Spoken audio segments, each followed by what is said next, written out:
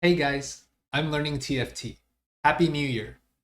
I apologize that I haven't been able to create as many videos lately because I was out on vacation, but I'm back and I'm excited to start creating videos again for 2025. And in this video, I'm going to go through a patch 13.3 rundown where Aesah and Marcel did a rundown analysis last night as part of the TFT Coaching Plus program that Aesah runs on his site. And Manda, one of the members, fortunately recorded this video, which I am very appreciative of. Thank you, Manda. And I'm going to go through the video, and I actually haven't watched it yet, and do kind of a side-by-side analysis with the current stats. So we're currently, right now it's a little after 2 p.m. Pacific time. So we have about 14 hours of data, I believe. And kind of go through the analysis that Aesah and Marcel did and see how it aligns with the stats so far so we can get a better picture of what changed, what's good, how we should be approaching the new patch. So before we do that, I'm going to go into a viewer question by Strike. He messaged me on Discord and asked me some questions that I could go over, and I continue to get a lot of really good feedback from all of you. Thank you for reaching out. And even in game, thanking me for some of my philosophical, psychological discussions prior to my meat of the videos. So I'm going to keep doing that. If you would like to jump straight to the patch rundown, take a look at the timestamp in the description below. So Strike messaged me and asked if I could talk about balancing real life versus TFT, my approach to TFT. For example, how much do I study versus actually play? How do I deal with losses? How much do I watch streams?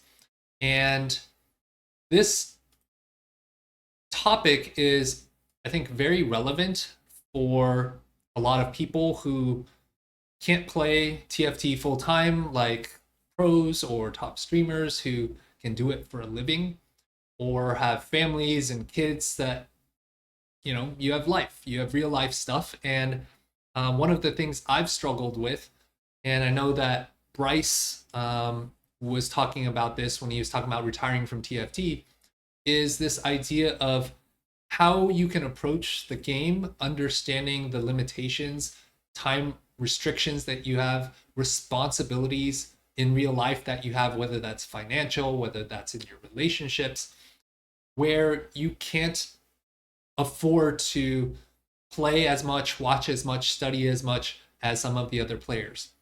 And that's been challenging for me when I've wanted to be able to invest more to make a snapshot, play in a tournament. And I feel like, and this is something that I resonated with Bryce on Esports Law, where he feels like if he could just devote all his time to playing TFT, if he didn't have family responsibilities, if he didn't have to bring in paychecks, that he could compete at the top elite levels. And I suspect that there are a lot of people out there that fall in this category. And I've been fortunate where I'm kind of semi-retired. I run a lifestyle business that's mostly generating passive income. But I do have a family, 2 kids. And so I understand the frustration that could come up when we do have obligations.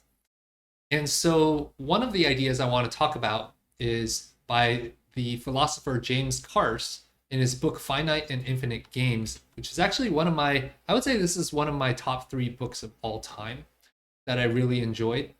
And I cherry picked 3 quotes from it, and I'll talk a little bit more about how this addresses this question that Strike posed.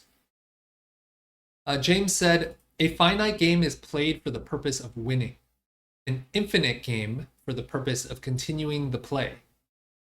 So a finite game in this situation is like, let's say you're playing in a tournament, a cup, Tactician's Cup this weekend, or you have a certain amount of time in a week or in a set, and your goal is to get to Diamond 1 or get to Masters or Challenger, whatever it is.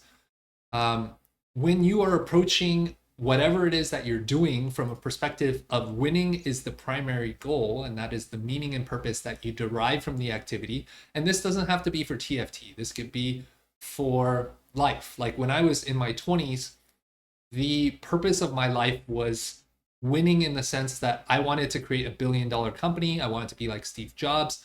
I wanted to make $1 million by the time I was 25. And I was fortunate enough to actually have, I started a startup when I was 21, and I was fortunate to have an acquisition offer at the age of 23 where I would have been able to hit that goal. And that deal fell through. That deal didn't go through at that age, but it helped me realize that there's more to life than just winning, because winning is fleeting. It is finite, as James mentions. I actually just watched I'm in the process of watching a documentary. Actually, I just finished it with Aaron Rodgers, who's a Super Bowl champion, one of the all-time greats quarterbacks of the NFL. And he also talked about this idea that he actually won the Super Bowl in his first year as a starting quarterback for the Green Bay Packers. And that was his primary purpose in life. Like, that was the goal that he had set for himself every day, getting up in the morning for, however many years of his life until he won the Super Bowl. And then he had this massive disillusionment, this question of like afterwards, where he didn't feel as fulfilled as he thought he would be. He got all this hype and all of this praise, but then so he rode this massive high, but then it all went away because, the next year someone else wins the Super Bowl and it passes. And this happens all the time for startup founders who exit, for celebrities, for whoever it is, sports stars. And so James raises this question of how we can shift our mindset from a finite game mentality to an infinite game mentality, which is that instead of focusing on winning, you focus on the play, which he elaborates here. A finite player puts play into time. An infinite player puts time into play. So when you think about the purpose is winning, then let's say you are trying to get to Diamond 1 by the end of this set, or Challenger, or you want to win, make regionals, win Worlds. When you set that goal as a finite game, you are a finite player who then you're putting your play into a finite amount of time within the restriction of the limited time that you do have. Meanwhile, an infinite player whose goal is to continue the play puts time into the play. So in this case where you're putting play into time, play is a nice to have. It is not the primary goal. If you happen to have fun in the process, great. But most of the time, if your purpose is winning and not everybody can win, even the best players in TFT have like, a 35% win rate, and that's usually not sustainable. Most players have under a 20% win rate. So if you're only having fun when you're winning, this play that's a nice to have. You're not going to have fun most of the time because time is your scarce resource. Meanwhile, if you're an infinite player playing an infinite game for the purpose of the play instead of winning, you are putting time into play, which means that your time is not a scarce resource in the sense that if you can focus on the play, then your time as a resource is having fun. So you don't feel like it is a scarce resource if you're having fun all the time. The last quote I want to share is, the finite player aims to win eternal life. You want immortality. That's when, when you're referred to as a GOAT, greatest of all time in sports, in games, that's what you're striving for, eternal life, to be immortalized. The infinite player, on the other hand, aims for eternal birth. It is actually a constant death, resurrection birthing process, which I think is applicable when you're viewing this from a new patch or a new set. This is actually very relevant to the game of TFT and why I love it, because when you are thinking about eternal life, it implies that there is a staticness, a finiteness to the thing that you are doing, so that you can be immortalized. You can get a statue made of you, like statues of like Kobe or Shaq, or the all-time greats outside of a sports arena. But what's beautiful about TFT is that it constantly changes. It's constantly evolving. And the best players who can play for fun, the infinite players, are constantly redefining themselves. They have to constantly ask themselves how they can let go of the past and what you knew and redefine yourself, evolve yourself, how you can grow. And this is very relevant to the world we live in today, as technology and AI are advancing so rapidly, as the job market is shifting. Whatever skills you had in the past may not be the skills that will be able to generate wealth and income in the future. The finite player, whether it's for TFT or for life, that is striving for this permanence, is doomed to fail and doomed to suffer. Whereas the infinite player who understands that change is the expectation, in fact, change is the fundamental ingredient that allows for infinite play and infinite birth, it allows you to live this life and play a game like TFT with a lot more flow, a lot more joy, a lot more fun.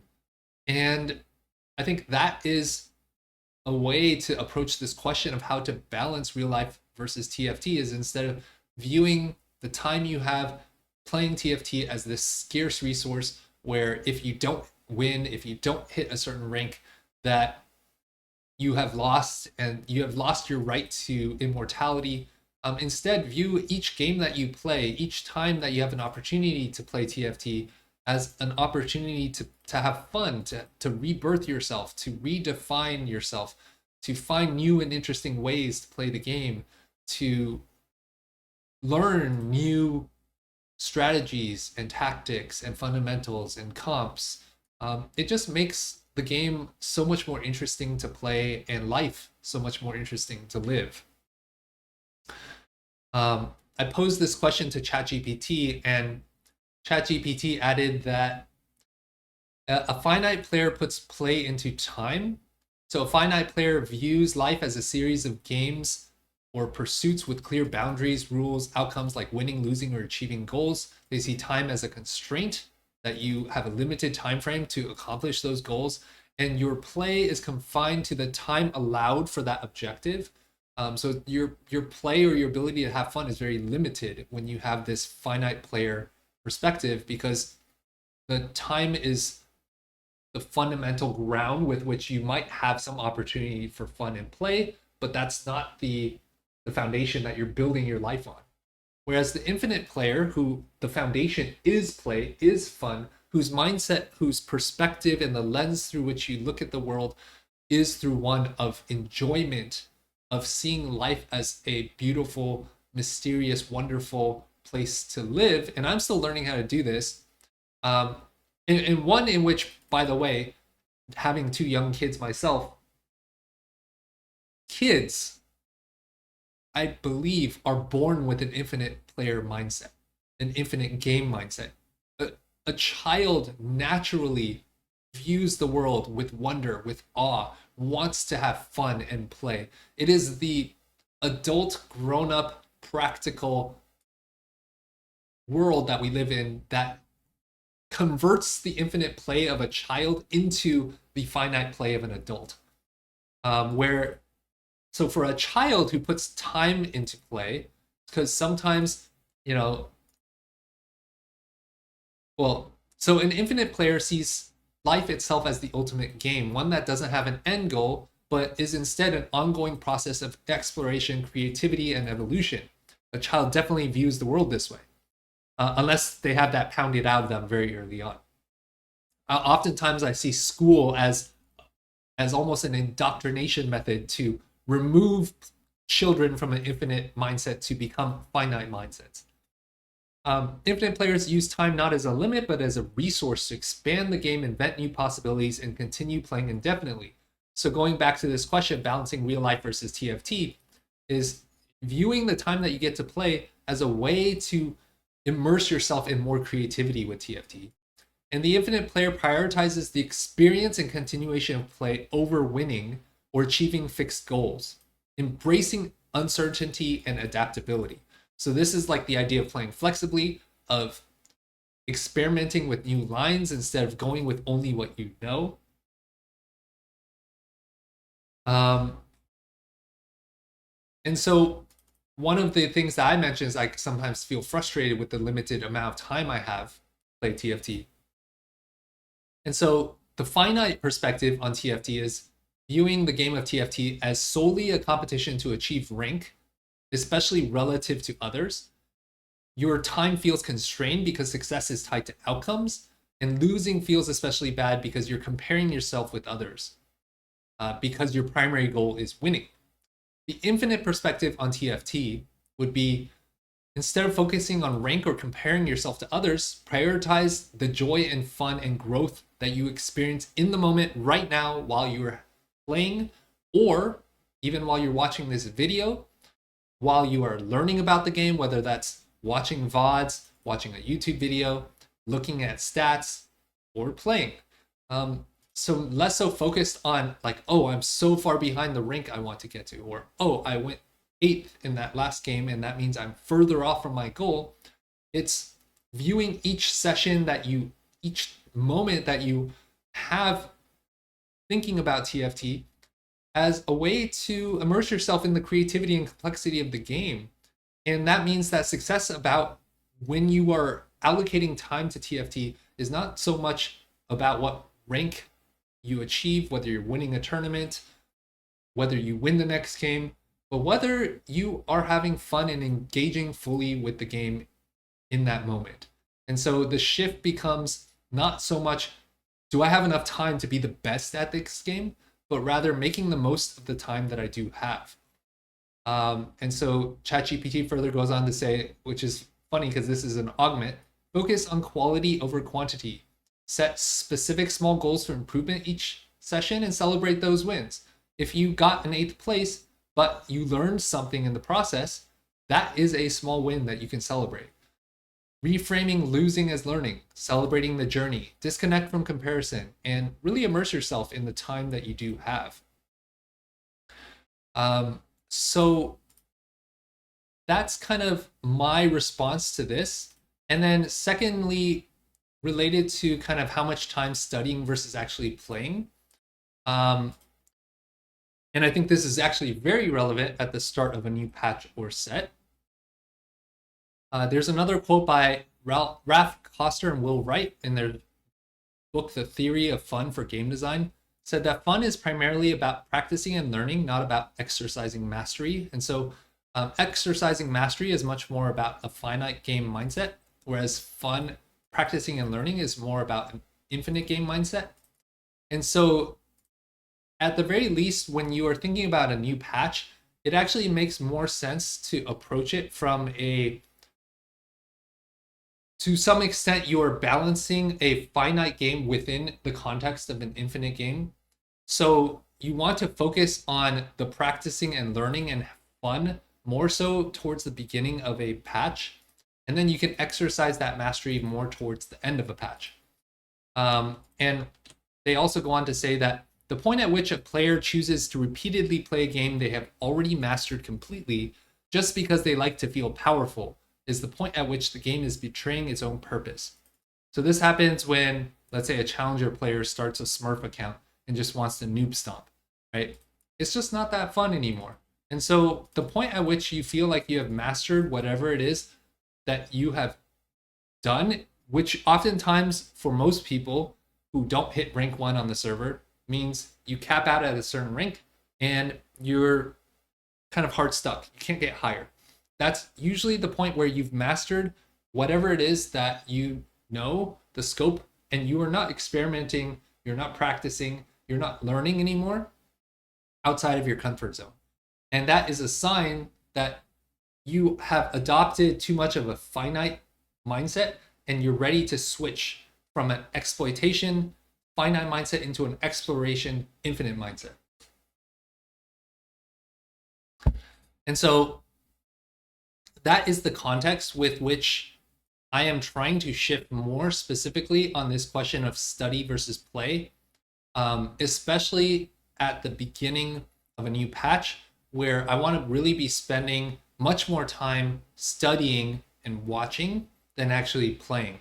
And if I can switch my view, my mindset from, oh, I need to win and hit a certain rank, which means my thought process is like, oh, if I'm not playing right now and I'm studying, well, what if that studying isn't actually effective and I'm just falling behind on hitting a certain rank when all these other players are playing and they're climbing and I'm not, I'm falling behind. Versus, hey, I'm gonna study and learn. I'm having fun. I'm practicing and learning. I'm adopting this infinite viewpoint. I'm exploring, and that's fun. And once I am able to do the, for example, what I'm gonna do in this video next, the patch rundown, do an interesting analysis, look at the data and how it matches with Aesah and Marcel's perspectives on the patch notes, then be able to do a bunch of research, and I'm having fun in that process. Then I'm able to then go and apply it in the game and see how practice kind of matches up with theory. Like, that can be really fun. And as long as I'm enjoying that whole process, then I'm winning at the end of the day. And on top of that, I actually firmly believe that that will result in a higher rank at the end of the day. And so I don't think that finite versus infinite game mentality is actually exclusive to winning. I actually find that, and I have found that this is true in my executive coaching of startup founders, as well as like now having watched a lot, because I've always been a big sports fan. My lifestyle business is a sports analytics site. I've always played fantasy sports, daily fantasy sports, and I've watched a lot of sports documentaries. I played a lot of sports myself, and I found that the most elite level sports stars, their mindset is one of an infinite mindset, of an infinite game. And the all-time greats, the best players at any game, they're the ones that are focused less on the winning and more on approaching it from an infinite perspective. And that is the input that actually, where the winning actually follows from having that mindset. All right, so with that said, I'm going to jump into the 13.3 rundown. So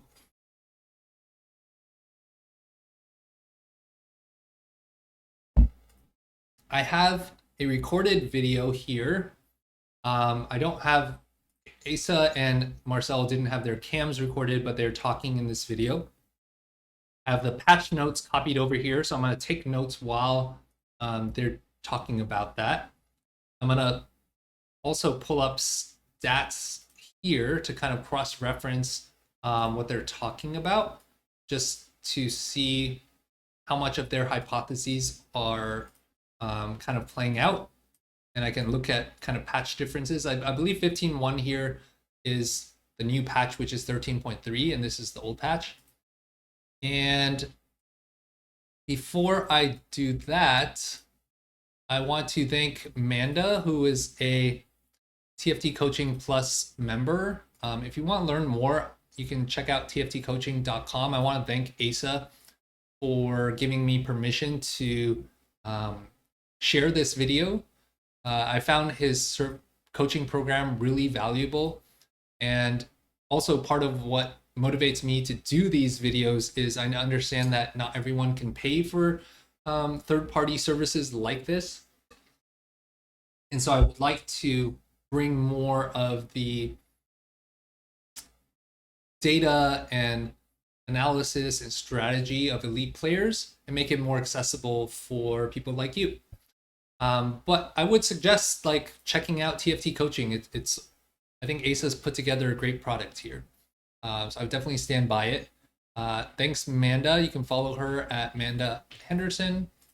And yeah, with that said, let's dive into the video.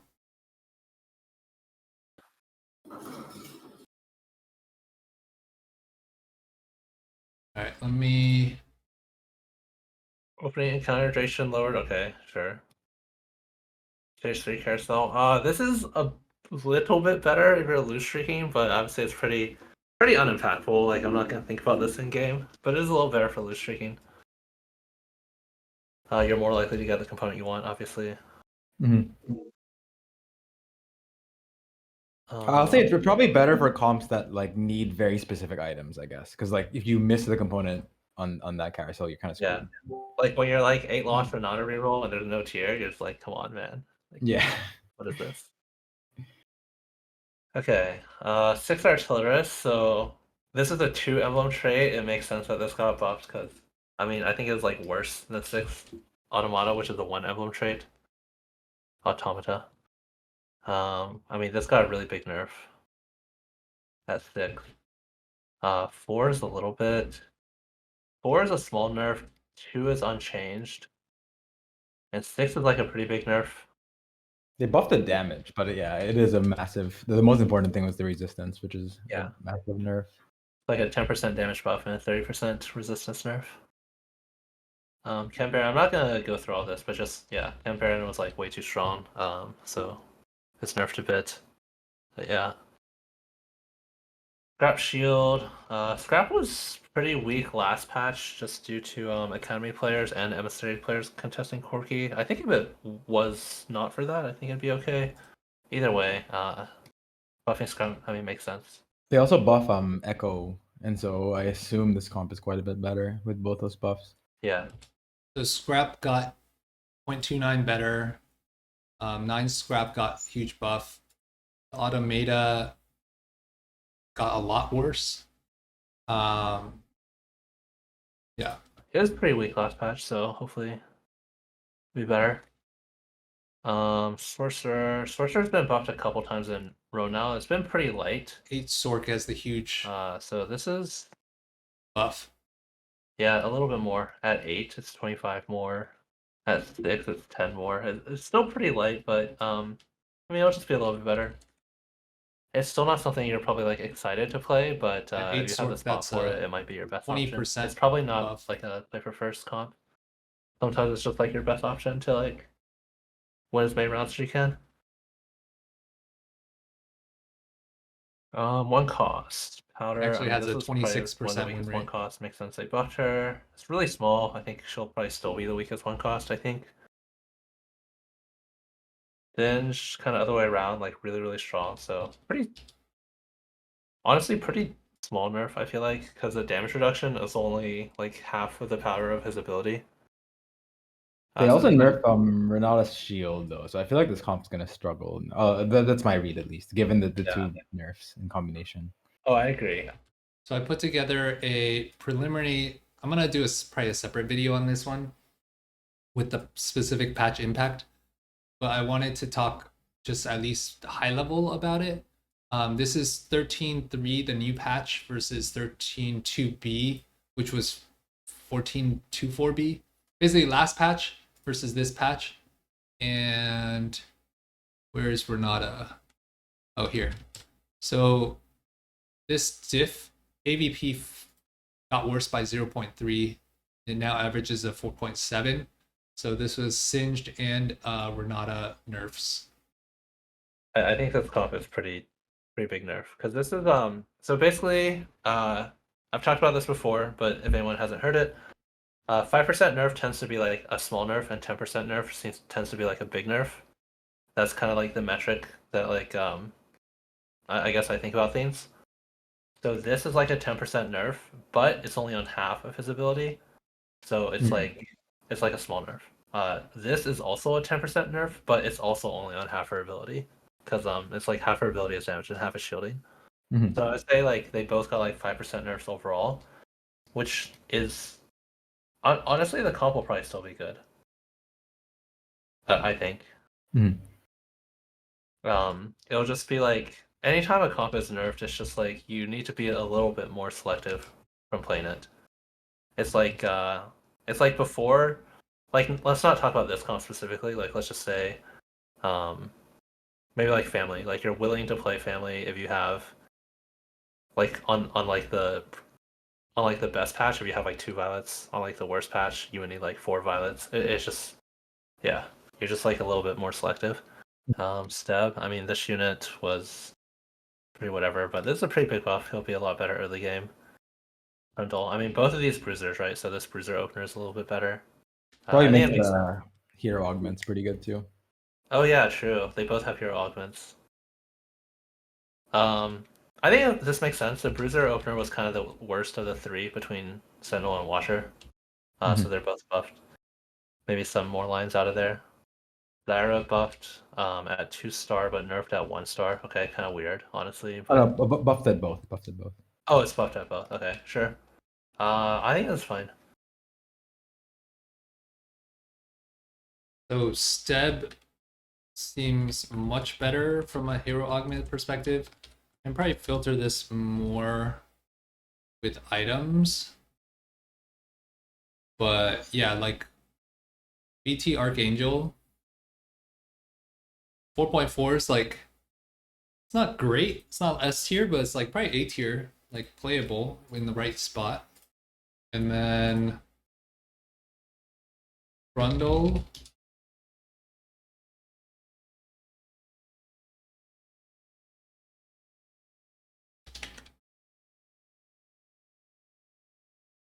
Brundle looks quite good. Especially compared to last patch. Oh yeah. Okay, so Brundle Hero is seems very playable. I mean, Sorcerer with like Lux Zyra is already kind of the strongest opener, so. But you... And we saw for Zyra that 8 Sork is actually very strong if you have an emblem. And now the early game for Sorks will also be buffed with Zyra. Lets you play flexibly between Zyra or Lux. So Sork opener should be you always good. prefer Lux as your item holder, so. I wonder if it's possible there will be a reroll the one costs into 6 Sork, something like that.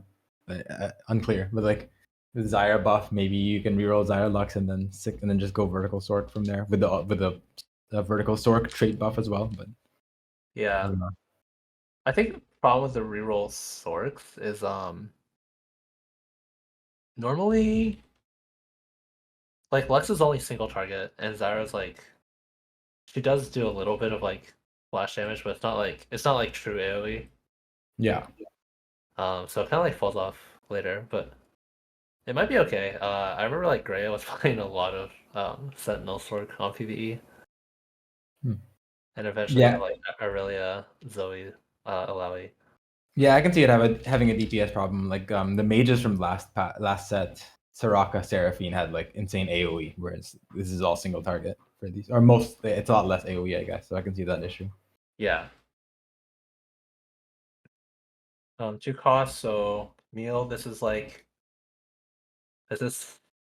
I'm just gonna use the calculator. Cannot divide by 0. 245. Okay, so this is like a 6.5% buff. The 3-star is really small. The 3-star is only like a 2% buff. 2% buff, yeah.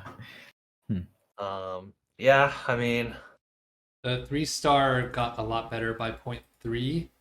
Even though 3-star only got a slight buff, it just makes it a lot easier to get there. And here, meal reroll 4.6, so it's not like great, but in the right spot with artifacts, probably can actually bump this into like A tier. The AVP actually improved the most out of any of these comps by half a placement. I think it's pretty unimpactful for Camille, I guess. Stats so far would disagree I on mean, that. again, as with anything, like everything always like every little bit counts. So it's like on current patch, you don't play Camille very often, but you might play it if like you got Silver Mirror open or something. So you're just like slightly more willing to play it. Silvermere, Prowler, Spectral. Leona, yeah, this unit is terrible, so it makes sense they buffed her. I always got baited into itemizing Leona with like Academy items, but it's just like worse than Rel's. So bad. Okay. Renata, yeah, we talked about Renata. I think she'll still be pretty good. There's a 10% nerf on the shield, but it's only half of her overall strength, so it's like a 5% nerf, I would say. Mhm. Zeri, I mean, Zeri's gotten buffed a few times in a row now. She's always been not quite viable, so we'll see if this is enough, but kind of doubt it, honestly. Zig's pretty big nerf. I mean, this station is really, really strong, so I think this makes sense. This Ziggs nerf really hurts Black Rose Silco. Fell 0.3 placements. Scrap did improve though. Casio, attack speed. Okay, I mean, sure. A little bit better, but pretty unimpactful, I would say. I think Casio is still going to be really weak. Just because I think she's like so weak. This is actually a pretty big buff. I just think she's like so weak that it's like she's still going to be weak. Gangplank melee. Okay. Gangplank melee is a little bit better. Loris shield is better. I feel like Loris is already pretty decent. Yeah, a lot of enforcer buffs here. Loris, Steb, Yeah. Camille, and so like that opener is probably quite a bit stronger now into the vertical or just into something else. This is like more than 10%. I don't know. I feel like this is really big. But yeah, as we saw, like Steb and Camille and Loris. So and Twisted Fate. Is this a buff? Yeah, it is. So I think they're like really pushing the enforcer line, right?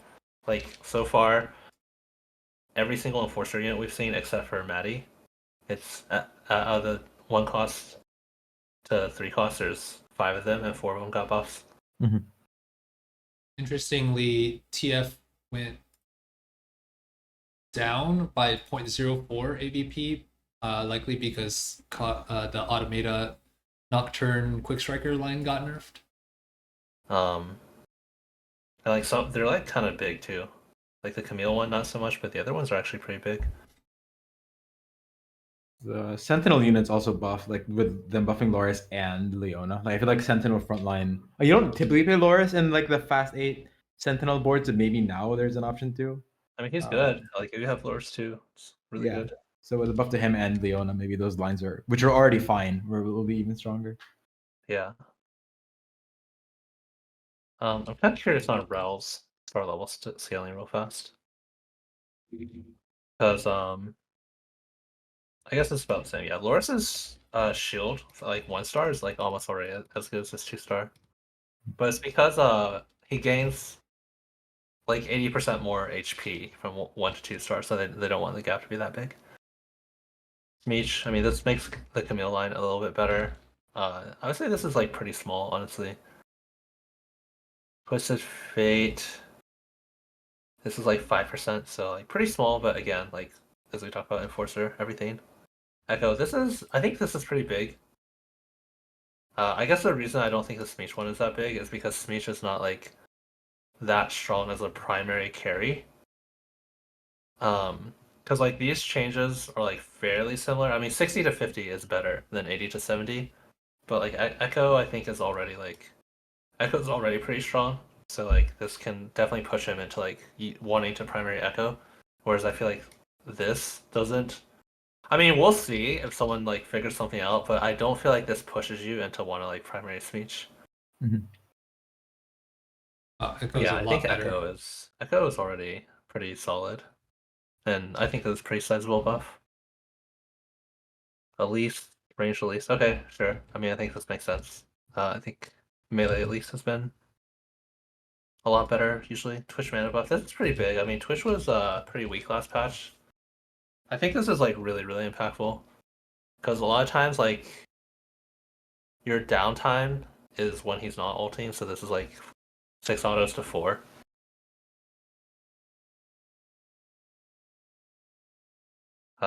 Yeah, Twitch will probably be a lot better with this.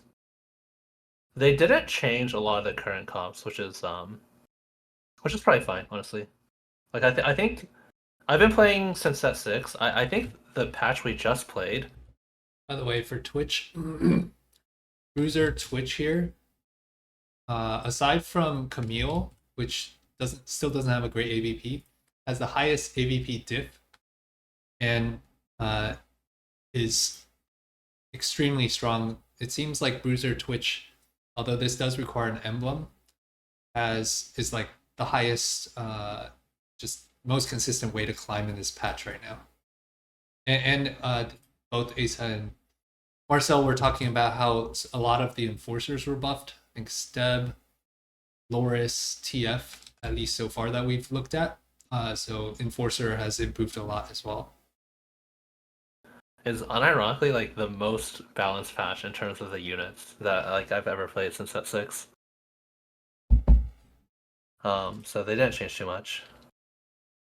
But yeah, they're pushing vertical enforcer, which I don't know exactly like obviously like, what's going on behind the scenes, but it seems like they just like want that line to be good. Because I remember Mortdog was like recommending for newer players like the easiest lines to play would just be like vertical enforcer was like the easiest line, but then it's just like not very good. So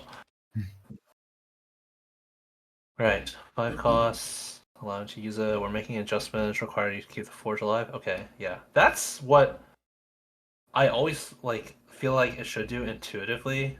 I didn't even know that this is how it works. Actually, on revive that it's still. Yeah, I only learned this recently. But yeah, I only learned this recently. But yeah, I think it. So you'll actually want to put it in the back now.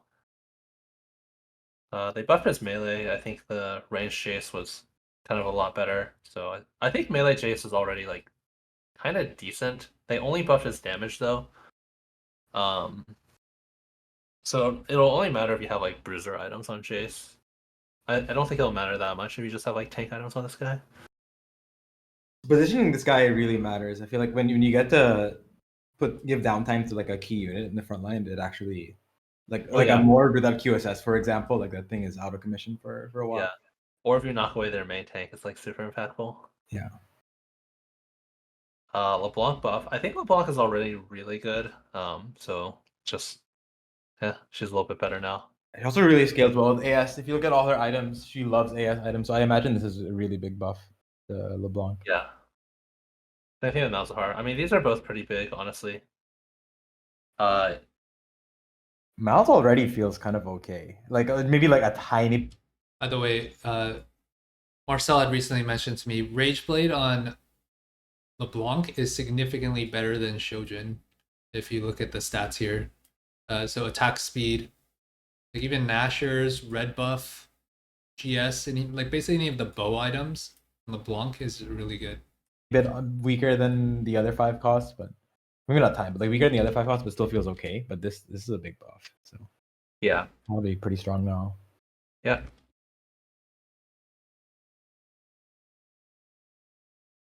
I think this makes sense though, because like a lot of people are just leaning towards like the Soko line, because just like Soko and Mordekaiser just like outshine like Heimer and Malzahar by so much. Mm-hmm. Okay, 6 costs. Buff for Mel. Buff for Warwick. Yeah, I mean, they just, I mean, I think these units are already both pretty good. So they're just going to be better. They really want you to play 6 costs if you hit them, I guess. I think a lot of people are like not playing Warwick, especially. This is like a 10% buff, but it's only on like, I would say it's on like less than half her ability. I think like more than half. By the way, even though Malzahar was buffed, his stats went down because most of the time he was played with Automata. So if we exclude If we exclude Kog'Maw and Nocturne, then I suspect this difference will be smaller. So 4.1 in last patch versus 4.2. So it's interesting that his stats haven't really improved. Half of her ability is her shield, so it's actually not as big as it looks. Because she shields for 900 every cast. Summify, okay. Lone Hero. Disabling Lone Hero. Okay. Disabling Arcane Retribution, disable Artifactory. Looks like Mel hasn't really changed. Okay. Blade Dance. I don't know a lot about this augment. I personally have never played it. Yeah, I've never played it either. But maybe it'll be good. Someone played this in like the final lobby in Macau, I think, and did pretty well. I don't remember exactly. Did anyone watch that? Yeah, I can't remember. I've seen Daisy Yeah, I play it a think few times. Looks Oh. good. It was He gets legal, I some rough. think. But his bot was insane, and he had prowlers with it. So Okay. Yeah. Either Yeah, way, I mean, most of maybe it'll the be good. power in the augment is from like the casting. So like the AS might help her get to that more, but like the autoing is not doing a lot of damage. I say, yeah. She's also a frontline unit, so I mean, either way, like, what does this even do? Is there any way to look up what this ability? It like makes her dash to like a Yeah, some backliner. I think Ideally. that's 20% attack speed. I mean, that's pretty impactful, honestly. It's like an extra, like 20% attack speed is like what is pumping up, right? It's like they basically have gold pumping up at 4-1 for free on this Irelia. It's fairly impactful. The stats on this look worse on 13.3.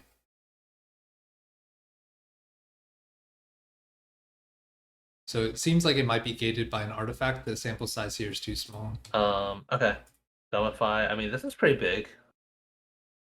I wonder if taking Dumbify when you have like very little units is good now. Because like, let's just say hypothetically you have 0 units. You just get like a 3000 HP dummy on stage 4. Like that seems pretty good.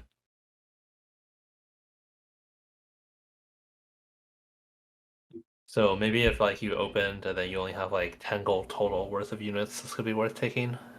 Yeah. I mean, this is just such a big buff, right? Like going from 250 to 1000 per stage. So on stage 4, you're getting 2000 more HP from this. What? Like this seems. Honestly, I'm not gonna lie. This seems insane to me. Like if you don't have a lot of 2-star units, 2-star units are less efficient, and more expensive units are less efficient as well. Like you don't want to have like with Dumbify, you don't want to have a lot of like 3 costs because let's just say you have like let's say you have an Ezreal. You're paying 3 gold to get 700 HP. Whereas let's just say you have like 3 1 costs, like 2 Trundles and 1 Stab. You're paying 1 gold to get just as much HP. So you really don't want a lot of like 3 costs, especially backliners. I mean, I use Ezreal as a backliner, but even for frontliners, we can use like Rennie, for example. You're paying 3 gold for 850 HP compared to Trundle is 1 gold for 650. I've heard people say that bruisers are good for this. I'm not sure if like bruisers on the board contribute their HP with the bruiser buff, but like if you're truly wanting to like tailor for like this and restart mission, then you just have like 4 bruisers on the board on 3-1 or something if you're full open. Yeah, like Trundle pair plus Stab pair is probably like the absolute best that you can have. And like no 3 costs. Yeah, just infinite HP for super efficient. Okay. Kingslayer buff, sure. Glass Cannon buffed. I think Glass Cannon might be pretty decent. I mean, this is pretty impactful. Survivor gold. Okay, I mean, I don't know if I'm willing to take this augment. Team building buffed. Okay, sure. Trolling. The trolling got buffed in addition to the Trundle buff itself. I think this augment is probably going to be really good. It already has. I've seen it do well quite a few times in my lobbies, and so Yeah.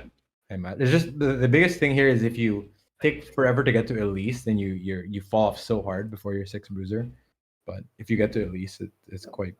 I've always seen it do pretty well. Yeah, Trundle is the big hero augment Yeah. winner. It's also a stacking augment, so if you have like Trundle too early with like an item, then it helps a lot too.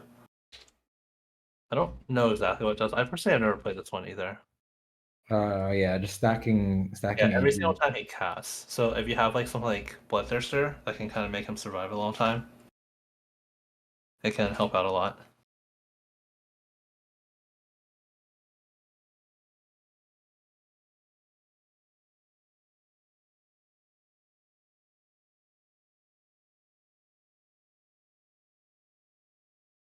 Wait, I didn't even realize this gave you base stats.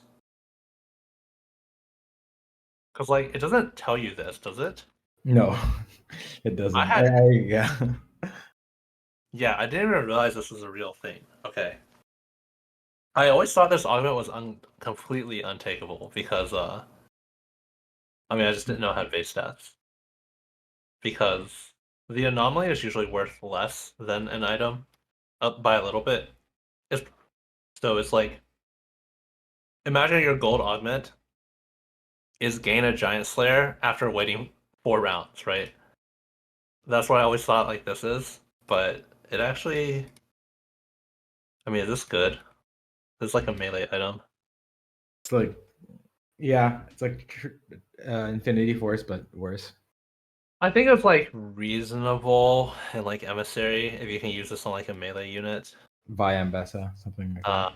But I think it's still not very good because I think this is comparable to like I think this is worse than Sterix Gauge. So I kind of think of this as gain like a Sterix plus after waiting like 5 rounds, which is not that good. And it's also like lose 5 gold in a few rounds because you're more selective all of a sudden about your anomaly, right? Like you can't just take any random one anymore. Yeah, because you have to have one that works on the same unit. That's a good point, right? Because I was thinking like this would go on like Aesah, but that means you also. I mean, I guess like if you have like a Garen anomaly anymore. you are like Aesah and Vi, right? Yeah, it forces you to take a very specific one. So like yeah, it's like minus probably 5 to 10 gold on average. Because you're probably not that happy just taking like deep roots, for example, on your Garen. Double deep roots, yeah. Okay, interesting. I'm still not really a fan of this augment, I think, but knowing that it has base stats is like such a game. Like what? Did anyone know that? I'd taken it once or twice when I had literally no other augment options, is what I felt on 4-2, and I saw that the item gave it base stats, but I didn't think it made it that much. I was never happy taking this. I think I've taken it once or twice. Yeah, I didn't even know. Okay. If ambushers are good, would it be good with ambushers? You could go like Camille and Smeech. I think it'd be Like like take like okay, a damage right? amp anomaly. I think or it'd be something? like takeable, but I don't think it'd Yeah. be. I don't think it's like good. It's like passable. If you don't have any Yeah. better options, like Okay. I'm not taking this over like Epitaph or, it's just saying like generic combat ones. Right. Also really slow, right? Like you just have no augment for a few rounds, which is kind of annoying, especially in that comp. Like you kind of don't want to bleed out so much 4-2 through. Yeah, any of these things that you 4-2. lose an augment on 4-2, 4-3, 4-5, you lose. Yeah. You don't have an augment for 3 rounds is like pretty impactful. Like that. And most people are That taking potentially combat. costs you on average, let's just say 15 HP. That's huge.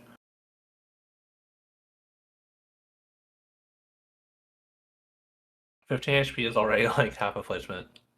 Like the difference between like a 4.3 augment or like a 4.8 augment.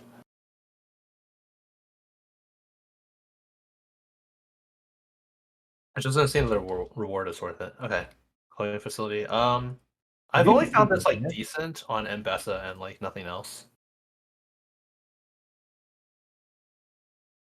But Yeah, I never see anyone take this. I'm never too happy about it. I've also seen it. I've taken this in the Kog'Maw reroll for Scar 3. And I think it's like okay in that there.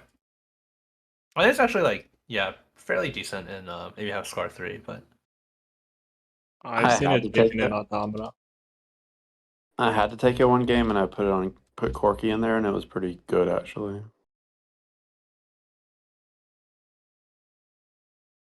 Oh, the clone was doing like 4K damage. Yeah, it's like a tricksters, basically. It's pretty good. Okay, yeah, like compared to Portable Forge, I think this is like Basically, just guaranteed. fairly comparable to tricksters. Like tricksters takes up an item slot, but it also gives stats. Yeah, Yeah, but you also have to fuck up your positioning for it, right? Yeah, that is the main annoying thing. Yeah, so you can't- Yeah, that's positioning. why Corky was pretty good for it because he like dips He out. moves off anyway, right? Yeah. Yeah. Nice. You can move the clone wherever you want, but the main one has to be in it. yeah. I think like you couldn't use this on like most range carries. You also can't put it on like Elise, who would really like this because then it's a backline Elise, unless you want double backline Elise. Okay, I thought this was already really good, but they buffed it. Whatever. I personally have not played it, but from what I've seen, this is like always done like really well in my lobbies. Oh, do you think you can take it without like Vlad too? I think you can take this with 0 Vladimirs. Okay, wow. I don't actually know I'll though. try it. I'm not really sure. So I think you want to play vertical watchers with like Rageblade, Archangel, Gunblade, or like something along those lines, like scale. I'm not entirely sure though. Seems completely broken. Yeah, because he just scales, right? His ability grants 10% damage amp every single time he casts. So you just want like vertical watcher, Archangel. This is and, like Gunblade. deja vu reroll from last set. Okay, forward thinking buff. I think forward thinking is already pretty reasonable. So yeah, I think like this is probably gonna be pretty good. You can't take this when you're playing a contested comp because you have to roll on 4-3. But if you're playing like a comp that's not contested, I think this is actually really strong.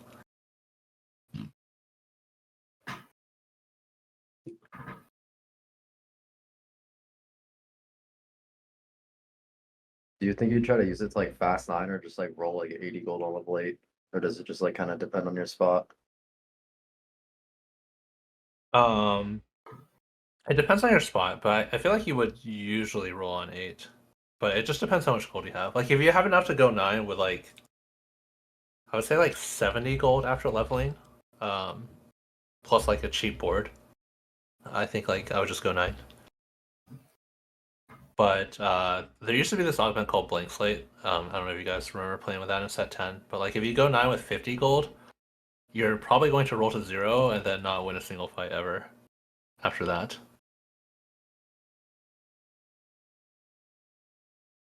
But if you go 9 with like 70, maybe it's okay. Golem 5 got 350 HP per stage. This got 750. I'm pretty sure this one is way broken compared to this one. The golem does a lot of damage though. That is the thing. Yeah. Because the AD is actually quite large. Maybe they'll both be good, but I'm pretty sure this one is like super broken. Yeah. But you'll have to have the spot for it. Like if you already have a good board, you can't take it. And if you have a lot of 3 costs, you probably can't take it either. And if it's no econ drugs, you can't take it either. It's also way better for a backline comp, right? Because you don't even use the dummy that much if you're playing like a Aesah or a Vi or something. Yeah, like for that.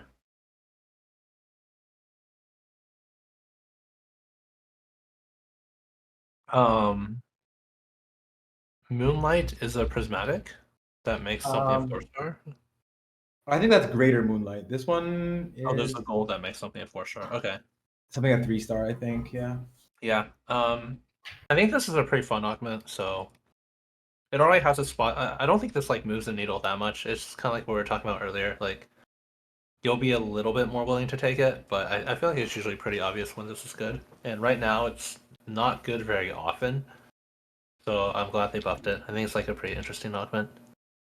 Yeah, I've seen this stuff be good in the automata lines where like you're struggling for frontline and you have Nocturne 3 already. And then you just get an Amumu 3 or a Amumu 4. You're able to just go push levels instead of rolling for like a blitz or something. I guarantee.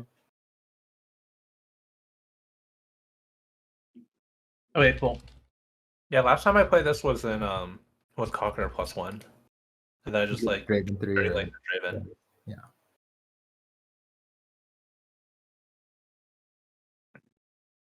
One for all nerfed. Okay, sure. I mean, this is like two. Yeah, whatever. Paint the Town. This augment was so good. So it's nerfed down to 4. I think this is pretty reasonable. I think it'll still be. I think it's still an auto take if you're like 100% committed into Rebels.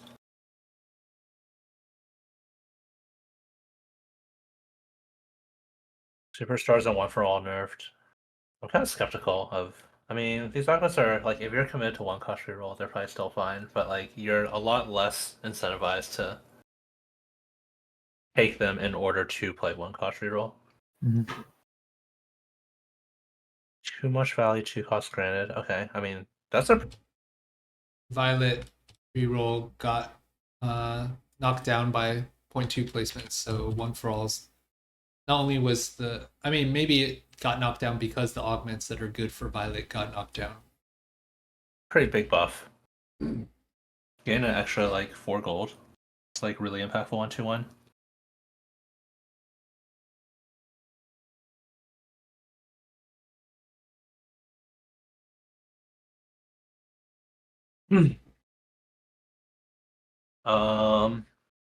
Warpath gives you an extra item. I don't even know what this thing does. Maybe an extra item's enough, but I'm kind of skeptical of taking this in general. Just like the shape of the augment. I don't know. Maybe it's okay. I mean, obviously there's some amount of items that could give you that makes it broken. I don't know if one extra anvil does. Maybe I'm not sure. I guess I'll have to try it out sometime.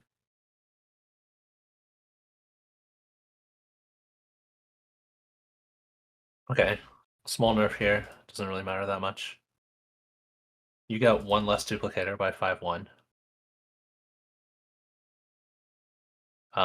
Yeah.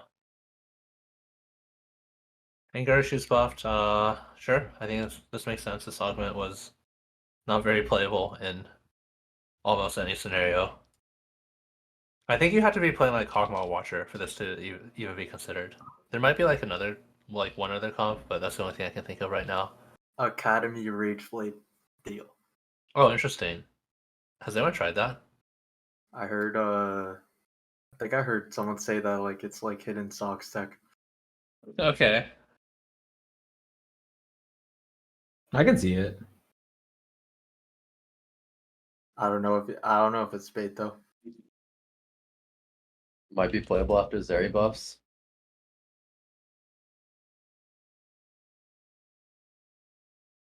Academy is a sponsored item. That seems like it'd be good. Not on live. Yeah, I would think this has to be like Kog'Maw and Zeri Watchers, but then Yeah. like Hogma. it's almost kind of suspect because then your frontline dies and you're. I don't know what this is for, honestly. Actually, stats are actually quite Maybe, good like, on Kogma. Hit fighter, but then like a lot of them don't scale with attack speed. Like Vi is like your main carry. Violet doesn't Nice. scale with attack speed that very well. It's probably just Dot is unclickable, pretty not gonna whatever. lie. Because last set this was for multi-strikers, because it gives you offense and defense, in one item. So it's like kind of like a melee comp, but there's no like melee comps that like fit. I feel like. Maybe I've wondered if the Renata line could maybe. The thing is, armor MR is so bad for the Sentinels, but like more Yeah. armor MR, but like it's not that awful on Renata. It like gives you some Archangel effect with stacking AP and AS. Yeah. Never seen it though. I'm not gonna think too hard about this unless someone figures something out. To me, this is like Hogmaw Zeri Washers, but it's only if your items are like really bad. Because if you already have like decent items, I don't think you should take it. I don't know. Maybe this will make it good enough. But I'm kind of suspect. No, I think the stats. Belt Look pretty overflow. I good. think belt overflow is already like fine if you really need them. There used to be another augment that gave you like I forgot what it gave you exactly. It was like a bramble, a decon, a belt, and I think this one's like almost as good as it already. So. Is Mac Bros for life nerfed? I think that makes sense. This augment was like way too good. Build above buff, sure. This thing buffed. Okay, sure. I think it's like a little bit weak.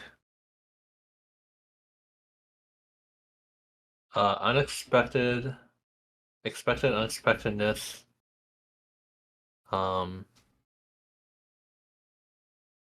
It's really hard to tell like how much better this makes it, but I mean, I think this augment people weren't very excited about, so it's just better now.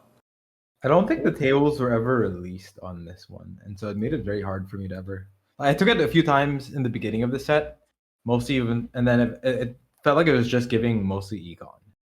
So, but yeah, I don't know what the cash outs really are. Yeah, I've taken it several times actually, but I never felt like it was like amazing.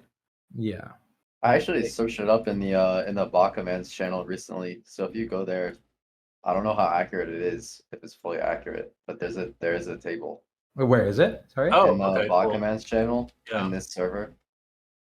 Oh. Because I also didn't know, so I Yeah. looked it up because I saw the Baka command for it. Mhm. So you can see it there. Gotcha.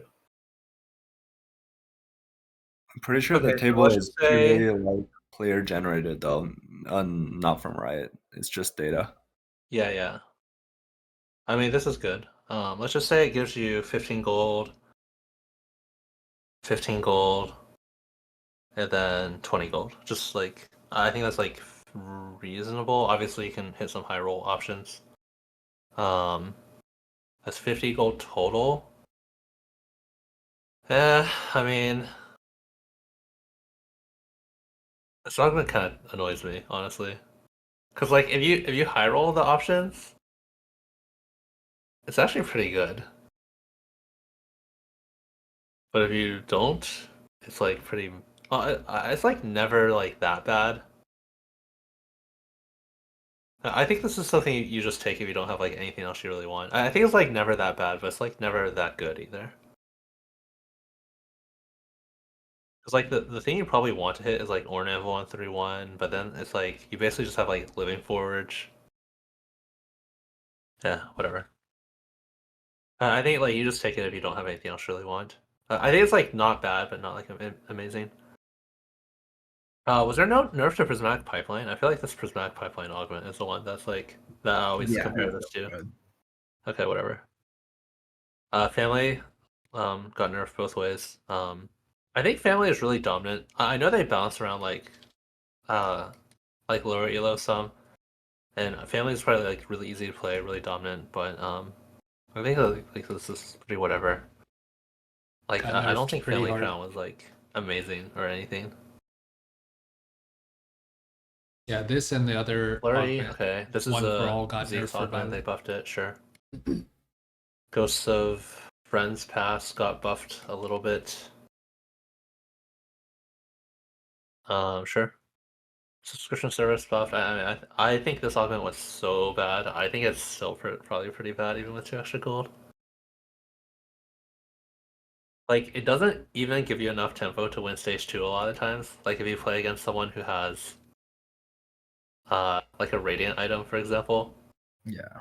Like I think you're not gonna win stage 2, and then by stage 5, you just I mean, everyone just has the same board as you, but then they have a prismatic.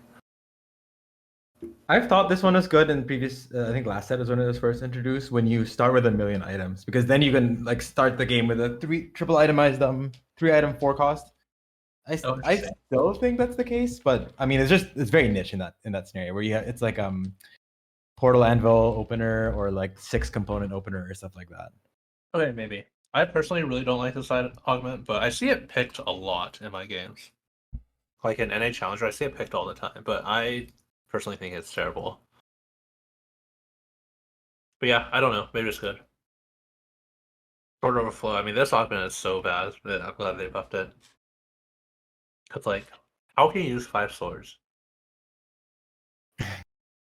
I mean, Scrap and like Ezreal Corki, but then and like Emissary as well. But it's like you can't really effectively use 5 swords that often.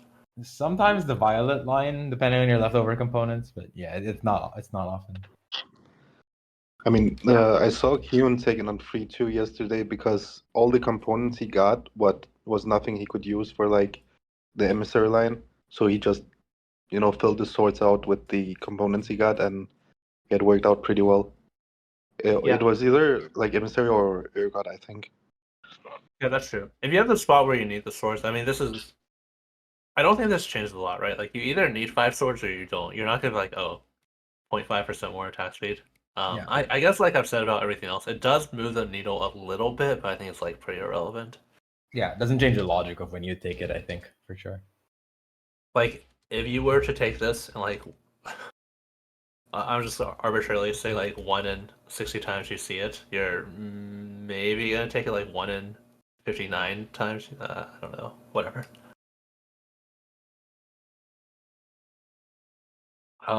This augment was really bad, so Yeah. I guess they buffed.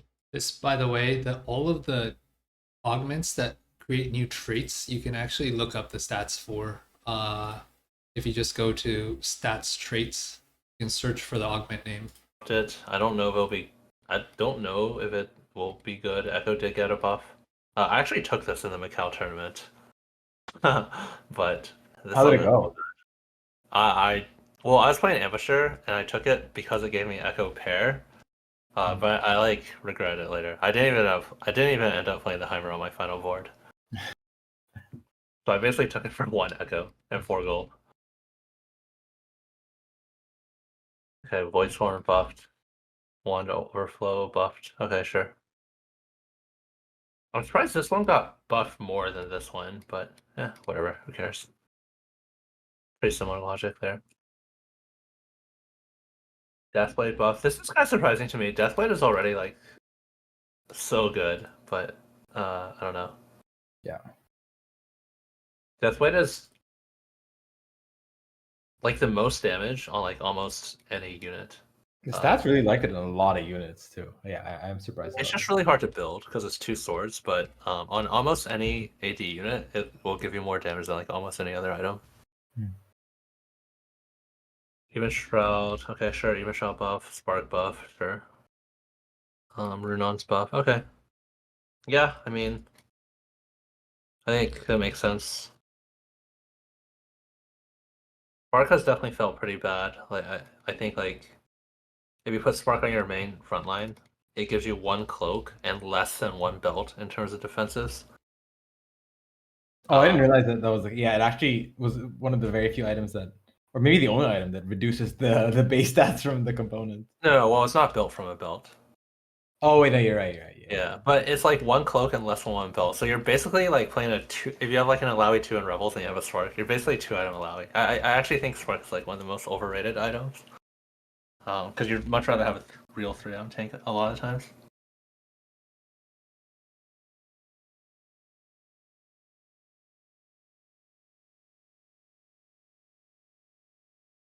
Fish bones, okay, sure. I mean, this is a decent nerf for like Nocturne, who's probably still going to be the primary user, as well as Tristana. It's going to be a decent bit worse than them on them.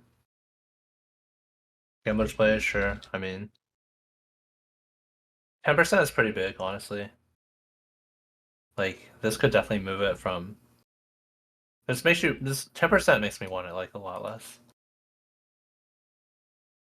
Fish bones, I suspect.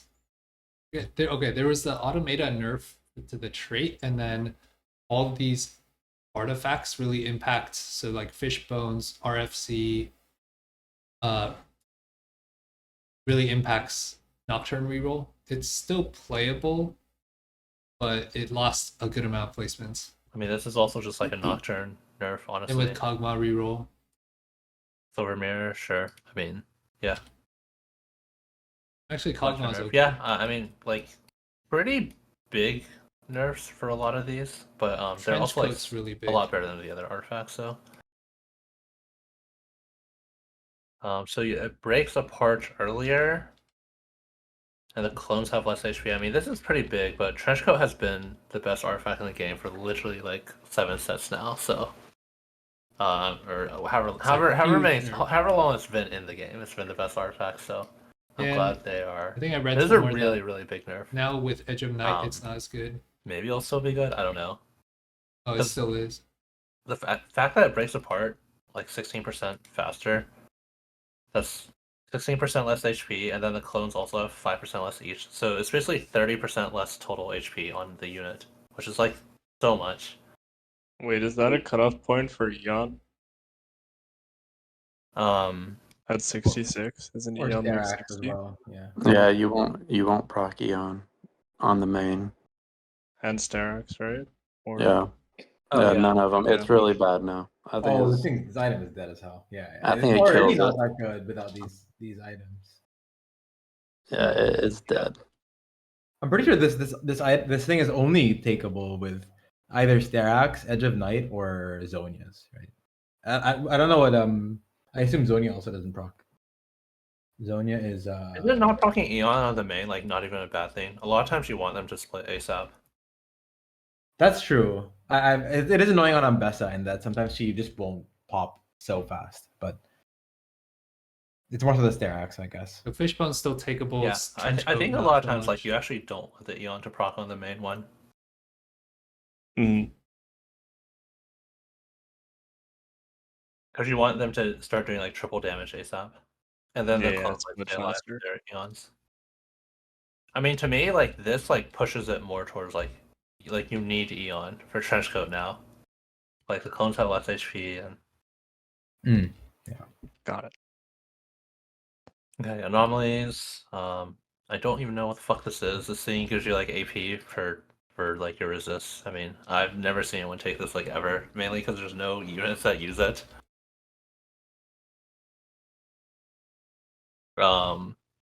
I mean, I guess you could take it on Singed, maybe.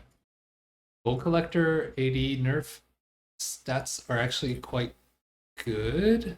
4 point. Okay, it got nerfed somewhat. Probably because Porky and specifically Twitch are still very strong. Like Blitz with a 6 automata or something. You need, yeah, I don't know. Yeah. It just like has no users. Same thing here. Just like doesn't really have users. We mentioned like Vander, maybe, but doesn't. Yeah, I mean, if you have like gloves off, I guess, but otherwise, like you're usually not gonna take this if you're playing like family reroll. Berserker Rage. This is a really big buff. I feel like. Yeah, this it thing- goes above the Edge of Night threshold, right? I think this is like really big, because it gives 25 AD, but then it gives 75. I mean, 75 HP AD is a lot. Yeah, it's more than an item now. Oh, it always was more than an item, but yeah, with Edge of Night now, this is really good. Yeah, I think that this will be good.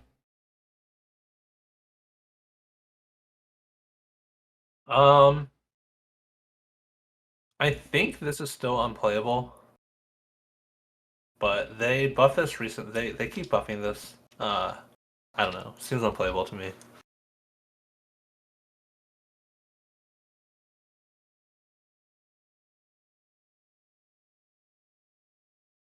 It doesn't scale with like anything. Like normally, you want to scale with your items. Energy absorption. Sure. This is fine if you need AP already.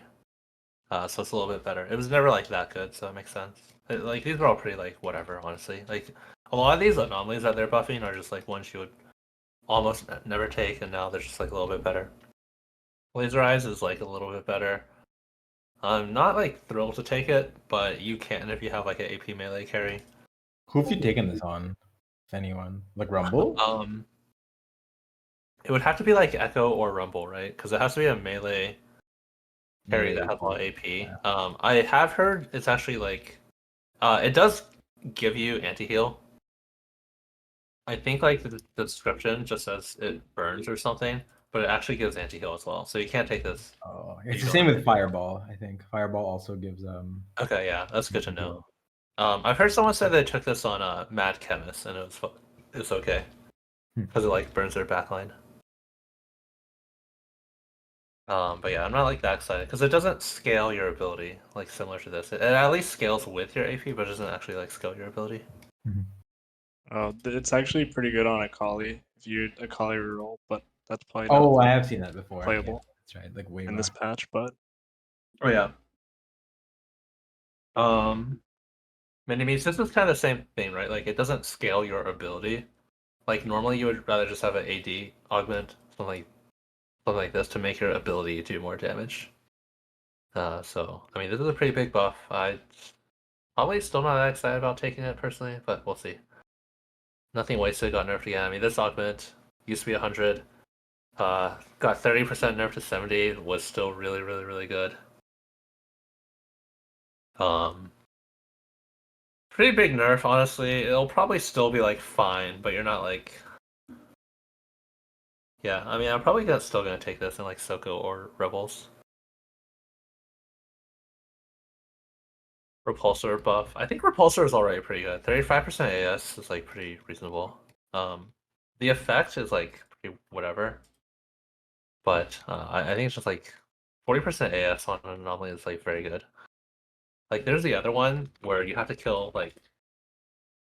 25 units.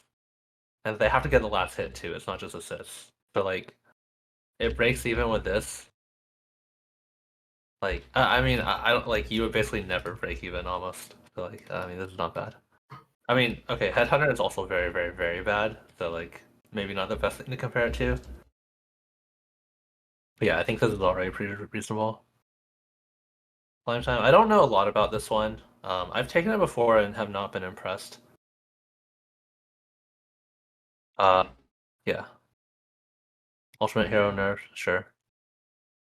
Ultimate Hero is still really good. This nerfs Violet again. And Violet then was Wolf nerfed Familiar, in so this many is the same ways. as Mini-Me's, where like it doesn't actually scale your ability. I'd rather just have something that gives me AD.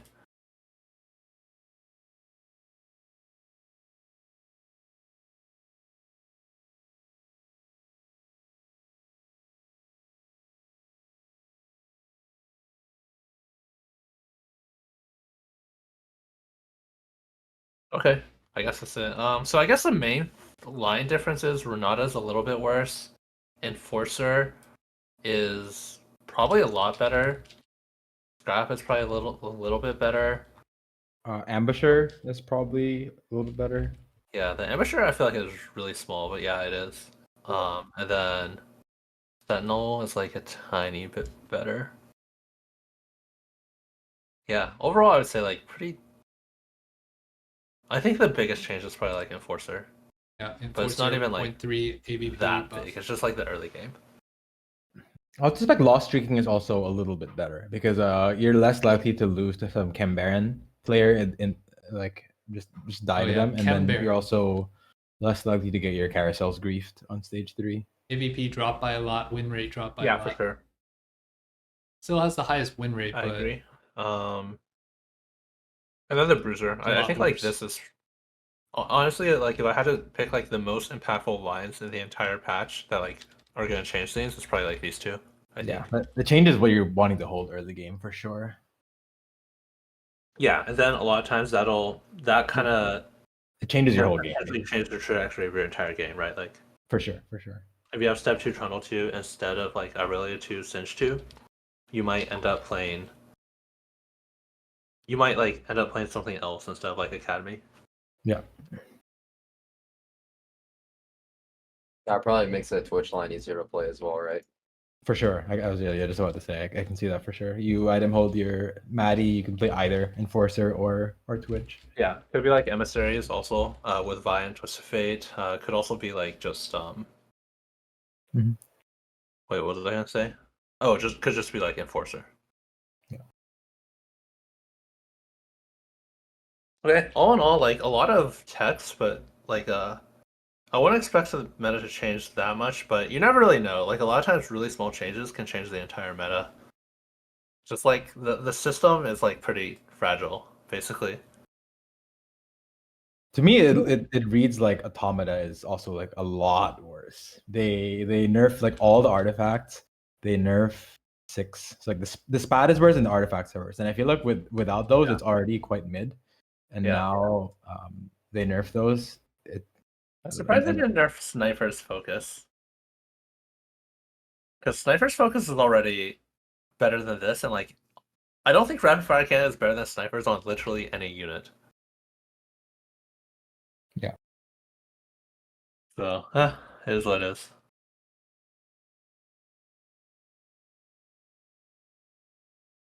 Okay, cool. Probably wrap it up here.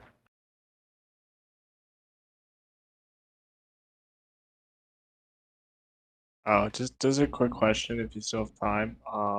Is Bronze for Life still kind of just like an insta click, do you guys think? Or Okay, The so nerf, right. 50% nerf to damage reduction, right? Which is what part of the power budget is the so and the Yeah, that's a good question. It's hard to say. Durability is one of those. Durability is like one of the newer stats, I guess. I mean, it's always been in the game, but it's hard to evaluate, I think. How does the amp compare to the gold? Because the gold one, the gold augment one, only gives amp, and that one I don't think people consider as This is that 3%. broken. This one's 7 or 3.5%. Bronze for life. It's 3 versus 3.5. Yeah, so it seems like the durability is definitely like a huge part of it, right? It's a So big part of it, yeah. big So then 50% nerf. That sounds pretty big. it'll probably still be like.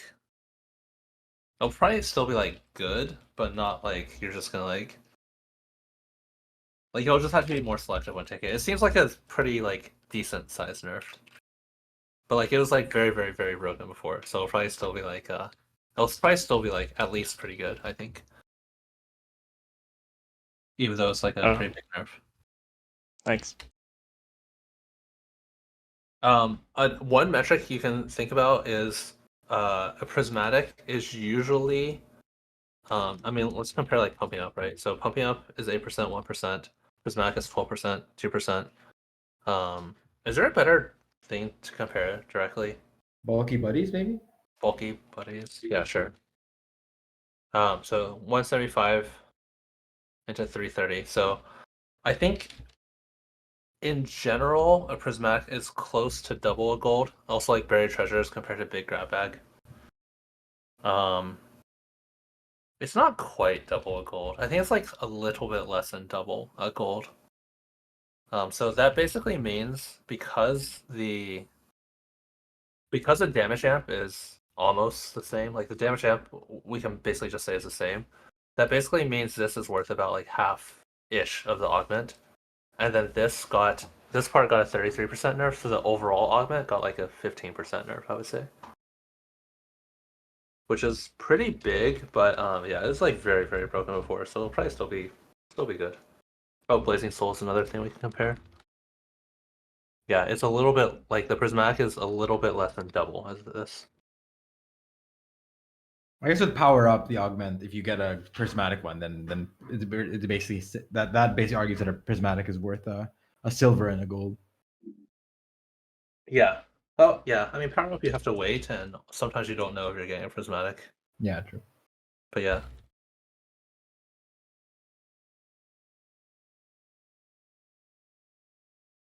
Okay.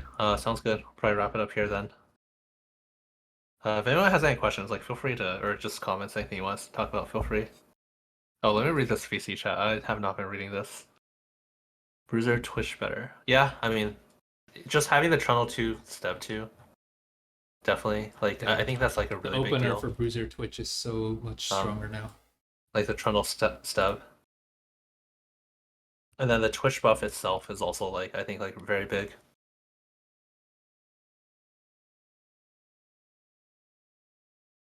And yeah, about Blazers Irelia, if like more people are playing Enforcers and Bruisers, then it'll be easier to hit Irelia.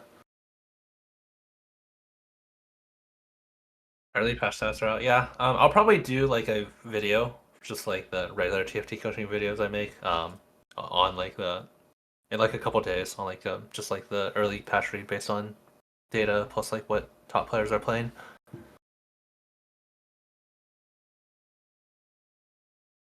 I don't think they included it in the notes, so I don't know if it's happening this patch. But I remember seeing that they're adding a couple new anomalies, and I think a lot of them are like specifically for like melee carries, like Oh, Omni-Man interesting. based. Okay. Yeah, that'll be I interesting. don't know if that's this patch, but I definitely remember seeing that recently. Oh, I think it is this patch because there are people in lobby 2 complaining about some weird anomalies. Oh, really? Okay, I see. Like Tanner's complaining about this hive mind one, mastermind or whatever he calls it, where like you people are itemizing like a crab that they got from PvE or some shit. But yeah, it's no an one- anomaly where you get a unit that you kill. What the heck, bro? What am I looking at? Yeah, What? They killed the crab and then they kill the crab and they triple itemize a crab and it's on their board. That's kind of cool. Yeah, except it looks like it has like 20k HP. So I mean, it's cool to play, I guess. But Yeah. not against. What the heck? Okay. But yeah, I think it's this patch, so there will be some shenanigans for sure. Yeah, no one's responded yet because I mean, it was after work hours. But yeah, it's like just got posted pretty recently. All right, cool. All right, thanks for coming, everyone. I'm out of here. The next event scheduled is a VOD review on Friday. All right, cool. So that covers the patch rundown by Aesah and Marcel. I hope you had fun and enjoyed this process. I'm trying to go through just like going back to the finite infinite game stuff, like just trying to enjoy the process of researching and learning about the game more as opposed to really thinking I have to play a lot and win a lot. But the more that we kind of focus on the learning and enjoy the process of just thinking about TFT, playing TFT, watching TFT, the more we're just gonna be able to relax more, have more fun, and ultimately that should result in more winning in the long run as well. Maybe not in the immediate short term, but long term, that's going to make a big difference. So again, I hope you enjoyed the video. If there's any comments, questions, stuff, especially for the philosophical, psychological stuff in the beginning, if you enjoyed this type of comment, let me know in the comments below. If you have any questions, topics that you'd like me to cover, please let me know. I'd love to talk more about finite infinite games, just philosophy in general. And I had another viewer reach out suggesting that I start a Discord server to like talk more about this kind of stuff. So if that's something that you're interested in, please drop a comment below as well. The more people that show interest in that, the more I'll be motivated to actually do the work. Although I think Silvio mentioned that he would be willing to start the server, but if there's more people that are interested in like kicking that project off, I would love to get involved with that. And yeah, good luck with your initial research process and have fun. Good luck with your climb. See you in the next video.